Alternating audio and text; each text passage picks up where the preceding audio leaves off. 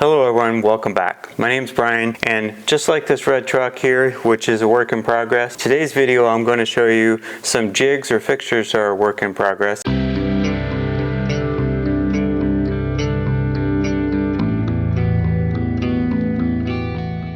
Today I have a series of jigs I want to show you that we're going to put them through their paces. Here we're going to joint the edge of a board, multiple thicknesses is what I'm going to do, and also we're going to plane the surfaces of multiple boards to look at whether or not this jig is ready. In a previous video I highlighted this bird's mouth jig. So this bird's mouth jig was something that could mount into your MFT table. We use these wedges, and these wedges were used to grab onto a workpiece. So for a squat or not very tall workpiece, I could plane or joint the edge of the board and it worked very well. However, for a taller workpiece, what we noticed when we put this into our jig, sometimes the back of the board, when I'm jointing this edge, it would lift up a little bit. And so we created another jig that I'm going to show you today that will be used to not only joint the edge of the board, it'll allow us to plane the surfaces of boards. To make our current jig that I'm going to talk about today compatible with our bird's mouth, we made holes at the spacing of our MFT table, and this can simply insert, and then we take our wedges, put them in here, and we can joint the edges of the board. So we're going to demonstrate that in just a moment. In addition to that, we can take this out. It's still a little snug. I want to highlight that we could surface the face of some boards too with this jig. So we could take our board, lay it flat on this jig. There's a stop right here for a 1/4 inch height that prevents the board from sliding any further. And then we can use our plane on the back side of this. There's a series of holes that are drilled along the center line of the bird's mouth jig, and this allows us to put our MFT clamp in here and to hold the board, prevent it from tipping whenever we're jointing the edge of a board. Or we can also use that MFT clamp to position our board in here and clamp it up against that edge using one of these clamping elements from Festool. To hold everything in place, we take out our clamps and we take a look at the bottom side of this. The only thing that's holding this in place is that I have two 3/4 inch dowels that fit into my 20mm holes. It's pretty snug, but not perfect. These two dowels stick out 3/4 of an inch, or the depth of my surface here, and that holds it in place. I start by installing the bird's mouth jig into the planing board. Here you can see it's still a little snug, but it fits well. I then insert the wedges and the board that had given me some trouble in a previous video because the back end of the board was lifting up. I can prevent the lifting up by including a series of holes that I install a clamping element in and use that to push against the bottom of the board that I'm planing. I should note that shorter boards are rather easy to do in this jig, but it is the taller boards that are more of a test. When I start jointing the edge, I'm happy that the board does not lift up anymore. So after jointing the edge, I also do a check to make sure that the edge is square to the face of the board. In an effort to be thorough, I also try the jointing process again, but this time on a thinner board. My goal is to have very little or no movement at all of the board that I'm jointing its edge.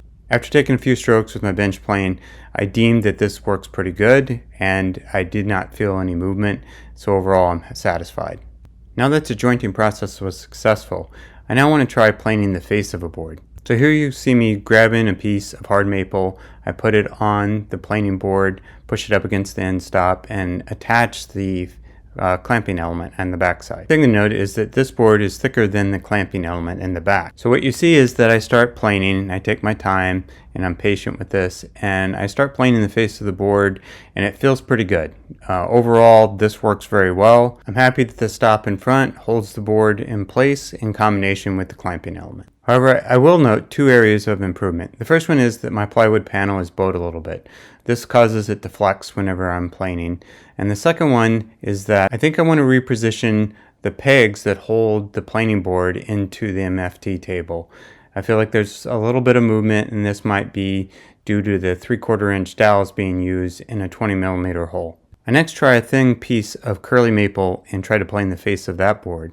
Here you can see that it works actually pretty well, but I still feel some flexing of the plywood panel, which is bowed a little bit. In addition, there was some slight movement of the board from side to side, so I decided to think about some additional ways to constrain it. So what I do now is install some pegs in the side and then push my board up against both the stop and those pegs. I start by planing at a slight angle, and this helps to push the board up against both the stop and the pegs. Notice that this is a board with a lot of burnt marks on it, and it definitely needs the surface to be planed. Because I still feel a little bit of movement of the board, especially when I slide the plane back, I decide to try the clamping element and see how that feels.